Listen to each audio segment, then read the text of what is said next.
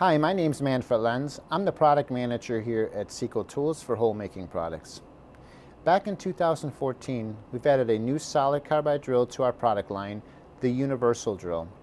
As the name implies, this drill is designed for all different materials. Now, a lot of machines are just not capable of running the high parameters that our FeedMax drills demand. And our customers don't want to carry a ton of inventory with different geometries for different materials. And that's where the universal drill comes in.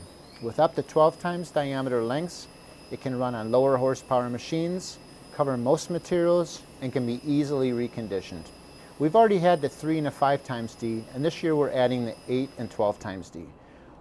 The universal drill has been so successful over the years that we've decided to expand the range, and while we're at it, improve the performance with a brand new PVD coating that will increase tool life up to 20%.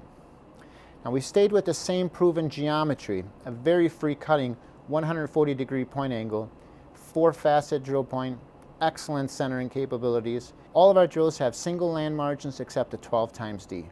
From 5 millimeters and larger, we feature a double land margin on each flute for more stability.